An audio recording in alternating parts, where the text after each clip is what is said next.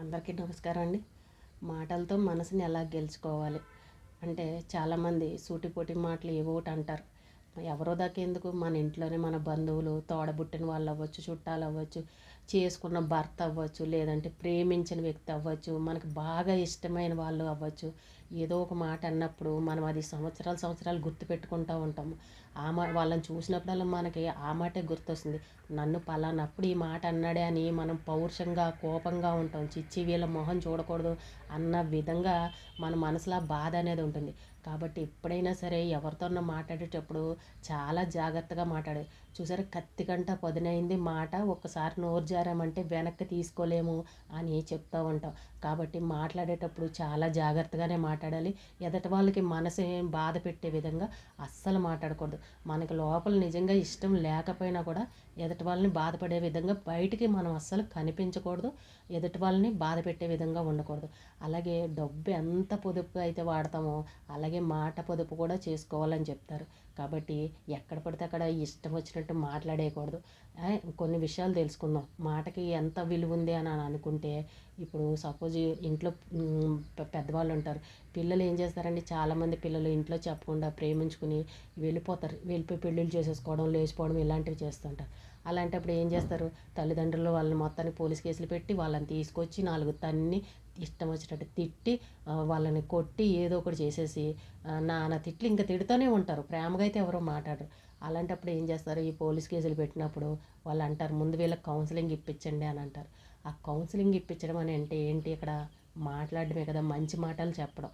వాళ్ళని పిలిచి అబ్బాయిని అమ్మాయిని కూర్చోబెట్టి, ఒరే బాబు, నువ్వు ఈ టైంలో ఇలా తీసుకెళ్తే అమ్మాయిని ఎలా పోషిస్తావు, నీకు జాబ్ లేదు ఏమి లేదు, ఇంట్లో అమ్మ నాన్నని ఏడిపిస్తావా, నీకు తప్పు కదా అలా చేయడం అని ఈ అబ్బాయికి చెప్పే విధంగా ఇలా చేస్తారు. ఈ అమ్మాయిని కూడా అమ్మ నాన్నని బాధ పెట్టకూడదమ్మా, నీ వెనకాల అక్క చెల్లెలు ఉన్నారు, నువ్వు ఇలా చేయకూడదు, ఇంకా నీకు భవిష్యత్తు చాలా, ముందు చదువుకోండి, సెటిల్ అయిన తర్వాత మీ పెద్దవాళ్ళు చేస్తారని ఇలా మంచి మాటలనే చెప్తారు. కౌన్సిలింగ్ అంటే ఇలా మంచి మాటలు చెప్పి వాళ్ళ మనసుని మార్చడం. అంటే ఏంటి, ఇక్కడ ఇంట్లో వాళ్ళు చెప్పింది అదే, ఒరే వద్దురా చెయ్యకురా అని ఇంట్లో వాళ్ళు చెప్పారు, కానీ వాళ్ళు చెప్పింది ఒకటే, కానీ ఇక్కడ చెప్పే విధానంలో తేడా ఉంది. వాళ్ళు చెప్పే విధానం సున్నితంగా అర్థమయ్యే విధంగా నిదానంగా కూర్చోబెట్టి చెప్పారు. మనం ఏం చేసాము, ఇంట్లో 4 తన్నేసి తిట్టేసి ఇష్టం వచ్చినట్టు కొట్టేసి నానా తిట్లతోటి వాళ్ళకి చెప్పాం.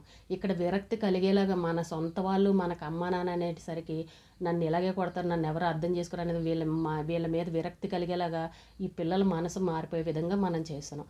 అక్కడ వాళ్ళు ఏం చేస్తున్నారు, ఒరే మీరు చేసుకుంటే మీ జీవితాలు ఇలా ఉంటారా, మీకు అప్పుడే కాదు భవిష్యత్తు ఉందని వాళ్ళు అర్థమయ్యే విధంగా చెప్తారు. పైగా వీళ్ళు రోజు అలవాటైన మనుషులు, రోజు తిట్టేవాళ్ళు, అక్కడ వాళ్ళు కొత్త మనుషులు, కొత్త రకంగా చక్కగా అర్థమయ్యే విధంగా చెప్తారు. అందుకే మనం వాళ్ళ మాటలకి అట్రాక్ట్ అయ్యి వాళ్ళు చెప్పింది విని ఈ పిల్లల మనస్తత్వాలు మారుతూ ఉంటాయి. అందుకే కౌన్సిలింగ్ ఇవ్వాలి అని అంటూ ఉంటాం.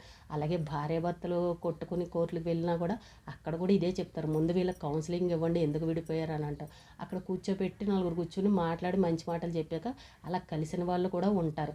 అలాగే డిప్రెషన్లో ఉన్నవాళ్ళు కూడా, కొంతమందికి కష్టాలు ఎక్కువైపోయి, ఆలోచనలు ఎక్కువైపోయి, బాధలు ఎక్కువైపోయి, ఇంకా విపరీతంగా ఆలోచనలు ఎక్కువై మనసు పాడు చేసుకుని వాళ్ళు డిప్రెషన్లోకి కూడా వెళ్ళిపోతూ ఉంటారు. అలాంటప్పుడు ఎవరో బంధువులు కానీ ఎవరో కూడా మాట్లాడే వాళ్ళు, ఓదార్చే వాళ్ళు ఉండరు. అలాంటి వాళ్ళకు కూడా మనం మంచి మాటలు చెప్పి ధైర్యాన్ని ఇచ్చే విధంగా చెప్పాము అని అంటే ఆ డిప్రెషన్ నుండి బయటపడతారు. అంటే చూసారా, మాటకి ఎంత విలువ ఉందో, ఎంత పవర్ అనేది ఉందో. కానీ మనం చెప్పే విధంగా చెప్పాలి, సున్నితంగా చెప్పాలి. ఇష్టం వచ్చినట్టు తిట్టేయడము అలాంటివి చెప్పకూడదు.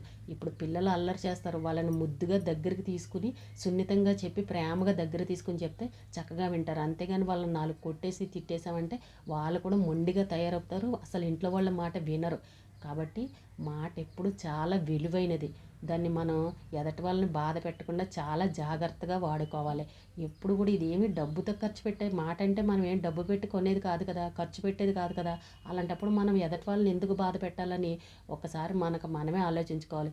అది ఎవరైనా సరే, ఎవరైనా మనకు కనబడ్డారంటే వాళ్ళతో సున్నితంగా ప్రేమగా మాట్లాడాలి. అది ముందు వాళ్ళు చెప్పే మాటని మనం వినాలి. ఎప్పుడైనా సరే వాళ్ళు మనకి ఇష్టం లేకపోయినా, వాళ్ళకి మన శత్రువులైనా, వాళ్ళు ఏదైనా వాళ్ళ కష్టాలో బాధలో ఏదైనా చెప్తున్నప్పుడు మనం ఓపికగా వినాలి. విన్న తర్వాత వాళ్ళకి మంచి సలహా ఇవ్వడమో, ఇలా ఏం కాదులే అందరూ ఉన్నాం కదా, ధైర్యంగా ఉండండి, పర్వాలేదు, ఏం భయపడొద్దు అని అలా మంచి మాటలు చెప్పడమో అలాంటివి చేయాలి. కానీ వాడికి కష్టాలు వస్తే మనకేంటి, వాడు ఇంతకుముందు ఇలా చేశాడు, ఇప్పుడు వాడి బాధల్లో ఉంటే మనం ఎందుకు పట్టించుకోవాలి, మనల్ని ఒకప్పుడు పట్టించుకున్నారా, వాడు ఎలా పోతే మనకెందుకు, వీడికి బాగా అయ్యిందిలే అని ఇలాంటి 4 మాటలు ఇంకా ఎక్కువ మనం ఎప్పుడు కూడా అనకూడదు. కష్టాల్లో ఉన్న వాళ్ళని ఇంకా తొక్కేయాలి, బాధ పెట్టాలని ఎప్పుడూ చూడకూడదు. వాళ్ళని ఇంకా మాటలతోటి మోటివేట్ చేసి వాళ్ళకి ధైర్యాన్ని ఇవ్వాలి. ఎప్పుడైనా సరే కష్టాల్లో ఉన్న వాళ్ళని కొంతమంది చూడండి, పైకి నవ్వుతూ మాట్లాడతారు, వాళ్ళు నాశనం అయిపోవాలన్నట్టే చూస్తారు. అది అస్సలు మంచి పద్ధతి కాదు. వాళ్ళు బాధల్లో ఉన్నప్పుడు కొంచెం ధైర్యాన్ని ఇవ్వాలి, మేమున్నాంలే పర్వాలేదు అని. కాబట్టి మాటకి అంత విలువ ఉంది. ఏదో ఒక విషయాల్లో, ఆస్తుల విషయాల్లో కావచ్చు, ఇంకా డబ్బు విషయాల్లో ఏదో ఒకటి ఇలాగే దెబ్బలాడేసుకుని ఏదో ఒక మాట అంటే, నన్ను పలానా మాట అంది, అందుకే నాకు ఆ మాటే నాకు మనసులో గుర్తుండిపోయింది, ఇంకా దాని మొహం చూడాలనిపించట్లేదు, దాంతో మాట్లాడాలనిపించట్లేదు అని పట్టుదలగా పౌరుషంగా ఉంటాం మన సొంత వాళ్ళ విషయంలోనే, రక్త సంబంధికుల విషయాల్లోనే. కానీ అది ఎప్పుడు కూడా మంచిది కాదు. వాళ్ళు తెలియకన్నారో లేదా వాళ్ళకి తెలిసి అన్నారో, అది ఏ కారణమైనా కావచ్చు, కానీ మనం మరీ అంత సంవత్సరాలు పట్టించుకోకూడదు. కొంతమంది అంటారు చూడండి, నా మాట తీరే అంత, నాకు మాట్లాడడం రాదు, నేను అలాగే స్పీడ్గా మాట్లాడేస్తాను, నా మాటలు ఏం పట్టించుకోకండి అని కూడా కొంతమంది చెప్తూ ఉంటారు. వాళ్ళకి మాట్లాడడం రాదులే, తన పద్ధతి అంత అని కూడా అంటూ ఉంటారు. అంటే కొంతమంది మాట తీరు కూడా అలాగా ఉంటుంది, స్పీడ్గా మాట్లాడేయడము, ఏదో ఒకటి అనేయడము, ఇలాంటివి ఉంటాయి. అలాంటప్పుడు కూడా మనం కొంచెం ఒక మాటకి తగ్గి మనం అడ్జస్ట్ అయిపోతే ఎదటి వాళ్ళకి మనం బాధ పెట్టే విధంగా ఉండకూడదు. ఏదో ఒక రోజున వాళ్ళే తెలుసుకుంటారు, అయ్యో నేను ఇంత అనకూడని మాటలు అన్నా కూడా వాళ్ళు తిరిగి నాతో మళ్ళీ ప్రేమగా మాట్లాడారే, అలాంటప్పుడు మనదే కదా తప్పు అని వాళ్ళు ఏదో ఒక రోజు అర్థం చేసుకుంటారు. కాబట్టి మాటకి అంత విలువ ఉందని ప్రతి ఒక్కరూ తెలుసుకోవాలి. ముఖ్యంగా ఎదుటివారిని బాధ పెట్టకూడదు. అలాగే మాటలతో ఎలా మనసు గెలుచుకోవచ్చు అని అంటే, చాలామంది చూడండి, ప్రేమించుకునే అమ్మాయిలు కానీ అబ్బాయిలు మంచి ఐస్ మాటలు చెప్తారు, నువ్వు అందంగా ఉన్నావు, నువ్వు ఇష్టంగా ఉన్నావు, నువ్వు భలే బాగున్నావు, ఇది అని చాలామంది పిల్లలు మాట్లాడుకుంటూ ఉంటే దానికి అట్రాక్ట్ అయిపోతూ ఉంటారు, ఆకర్షణ అయిపోతారు. నేనే అన్నట్టు, అంటే ఆ మాటలకు అన్నట్టు, మాటలకి వీళ్ళు పడిపోతారు అన్నట్టు. చాలామంది అట్లనే మాటలకు పడిపోతూ ఉంటారు. అలా మాట తీరులో ఒక విధమైన అట్రాక్షన్ అనేది ఉంటుంది.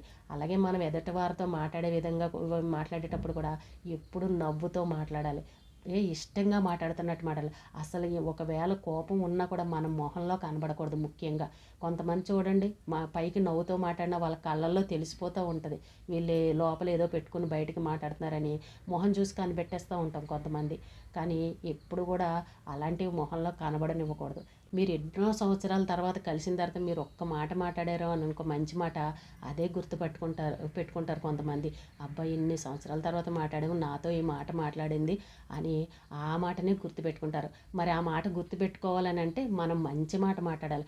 అదే మీరు చెడ్డ మాట మాట్లాడారనుకో, ఇదే మాటని కొన్ని సంవత్సరాలు కూడా గుర్తుపెట్టుకుంటారు.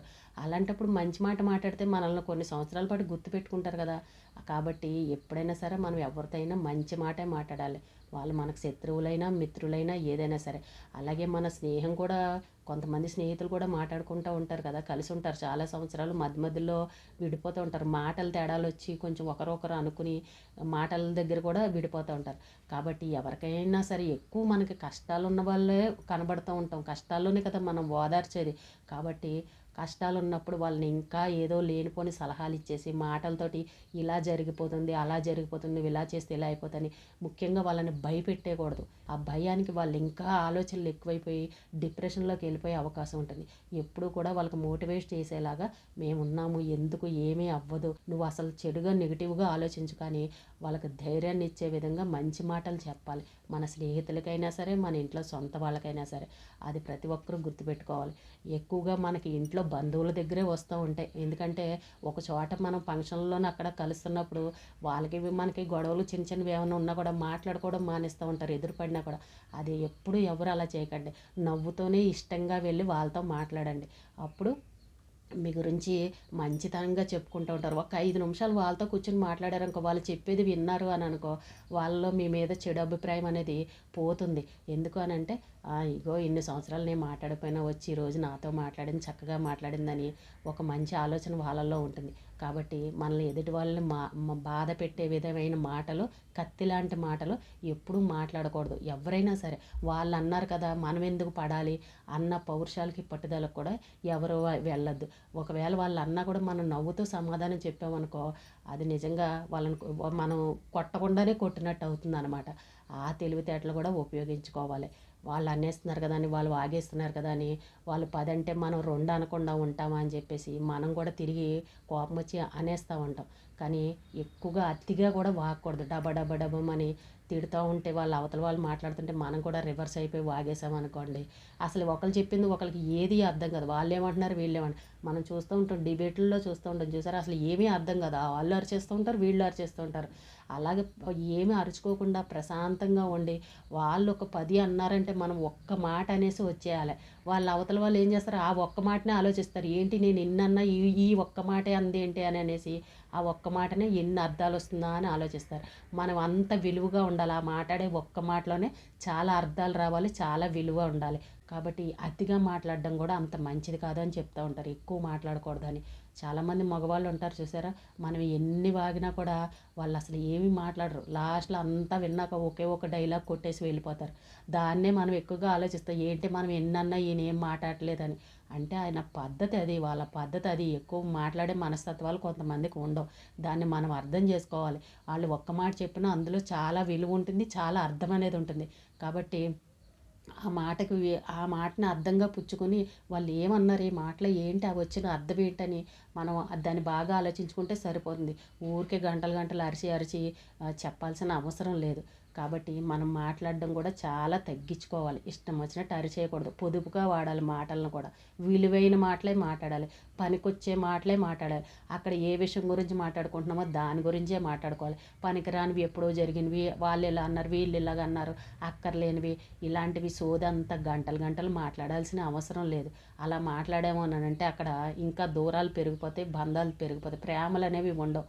కాబట్టి ఇంట్లో మనం పిల్లలతో మాట్లాడినా, భర్తతో మాట్లాడినా, మనకి ఇష్టమైన వాళ్ళతో మాట్లాడినా, బంధువులతో మాట్లాడినా కూడా చాలా విలువగా మాట్లాడాలి. మాటని పొదుపుగా మాట్లాడాలి. ఎదటి వాళ్ళని బాధ పెట్టే విధంగా ఉండకూడదు. ప్రేమగా మాట్లాడాలి. మన మొహంలో ఎప్పుడు కూడా ఆ కోపము, ద్వేషము అలాంటివి కనిపించకుండా మాట్లాడాలి. మన మొహం చూస్తే తెలిసిపోవాలి వీళ్ళు నిజాయితీగా మాట్లాడుతున్నారా లేదా కడుపులో ఏమన్నా పెట్టుకుని మాట్లాడుతున్నారా అనేది. ఇలా ఇష్టంగా, ప్రేమగా, అభిమానంగా మాట్లాడామని అనుకో, ఎదుటి వాళ్ళు మనల్ని ఇష్టపడతారు.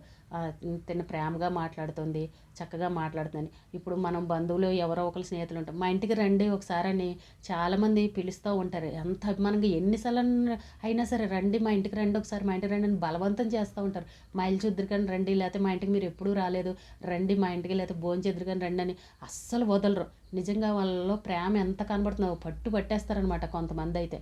అందులో ప్రేమ అనేది కనబడుతుంది, అభిమానం అనేది కనబడుతుంది. అలా ఉండాలన్నమాట. వీళ్ళు ఆఖరికి వెళ్ళడానికి కుదురుతుందో కుదరదో తర్వాత విషయం, వెళ్ళలేకపోతూ ఉంటారు. అయినా కూడా అంత బలవంతంగా పట్టుబట్టి పిలుస్తూ ఉంటారు. కాబట్టి ఎప్పుడైనా సరే మనం బంధువుల విషయంలో కూడా మనల్ని ఎవరైనా ఎదుటి వాళ్ళు మనల్ని ఇష్టపడాలని అంటే ఇంత అభిమానంగా ఉండాలి.